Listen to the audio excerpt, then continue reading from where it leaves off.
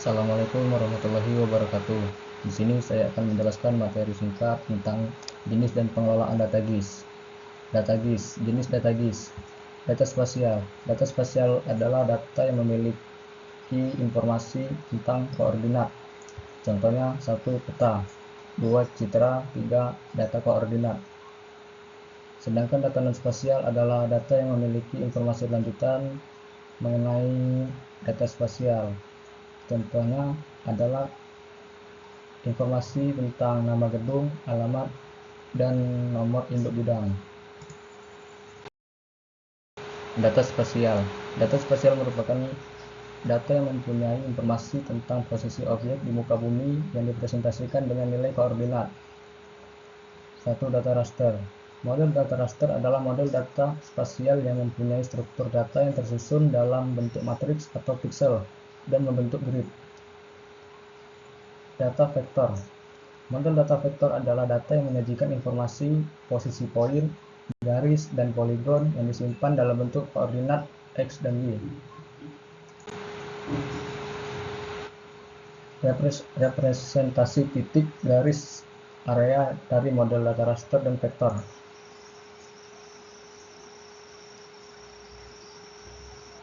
Berikut gambarnya. Data raster adalah data yang mempunyai gambar-gambar piksel, sedangkan data vektor terbentuk dari beberapa baris atau garis yang terhubung dari titik X dan Y.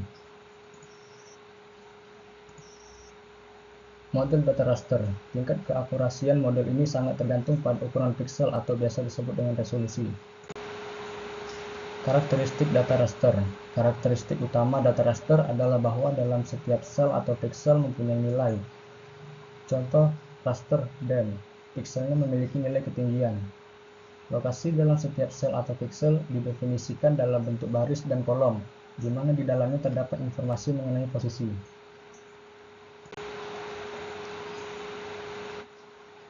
Berikut adalah contoh gambar dari raster data model.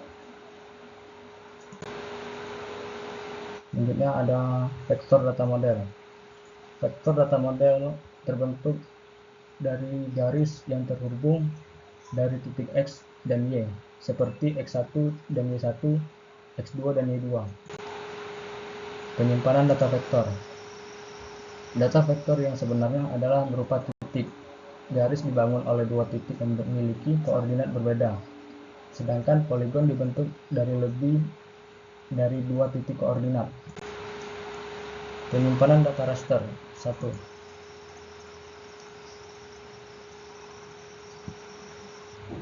Data raster disimpan dalam suatu urutan nilai sel atau piksel. Sebagai contoh adalah 80, 74, 45, 34, dan seterusnya. Penyimpanan data raster. 2. Ukuran sel atau piksel menentukan bagaimana kasar atau halusnya pola atau objek yang akan direpresentasikan. Semakin kecil ukuran sel atau piksel, maka akan semakin halus atau lebih detail. Akibatnya data storage yang besar dan mempengaruhi kecepatan proses. Berikut contoh dari data raster yang terbentuk awalnya dari piksel. Representasi dunia nyata dengan model data vektor. Representasi dunia nyata menurut Bernhardsen dalam Java Rally 2009 bahwa sebenarnya dunia nyata dapat direpresentasikan dengan berbagai unsur sesuai dengan yang ada di lapangan.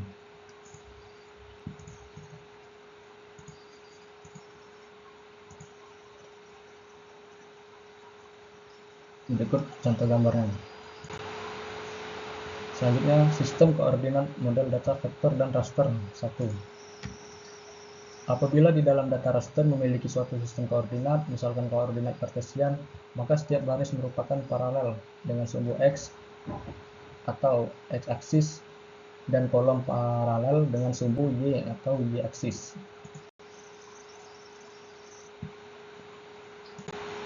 Sistem koordinat model data vektor dan raster. 2.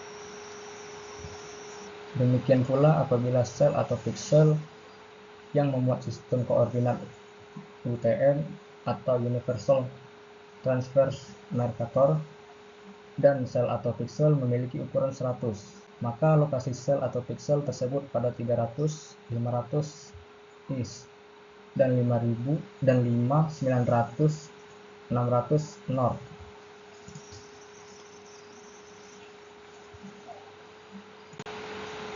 Sistem koordinat model data vektor dan raster. Sistem koordinat vektor berupa sumbu X dan Y, titik perpotongan antara sumbu X dan Y menyajikan informasi koordinat. Seperti pada gambar berikut. Titik X dan Y saling berhubungan. Saling berhubungan adalah yang bisa kita lihat titik yang dari X dan Y itu terhubung. Data spasial vektor dan raster. Kemungkinan bisa terjadi perselisihan antara kedua model data spasial.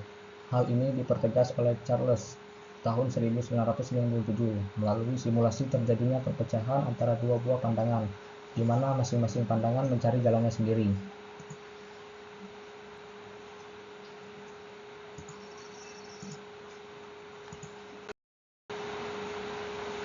Representasi dunia nyata dengan model data spasial. Berikut adalah contoh perbedaan antara data raster dan data vektor.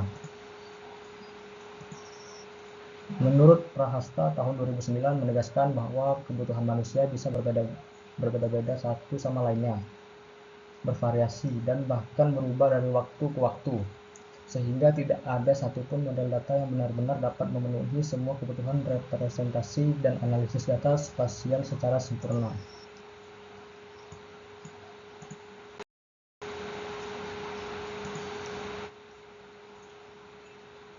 Representasi objek geografis adalah sebagai model data raster dan sebagai model data vektor. Juga sebaliknya. Model data vektor. Model data vektor menyampaikan kelebihan dan kelemahannya beserta konsekuensinya, sedangkan model data raster menyampaikan kelebihan dan kelemahannya beserta konsekuensinya.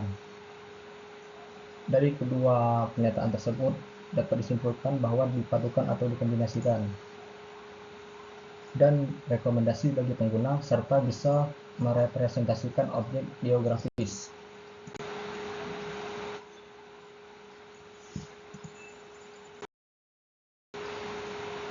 Berikut adalah contoh gambar dari model data raster yang terbentuk dari beberapa pixel yang kemudian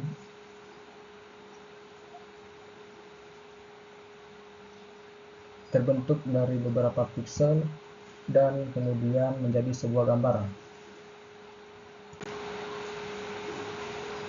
Selanjutnya ada perbedaan gambar vektor dan raster.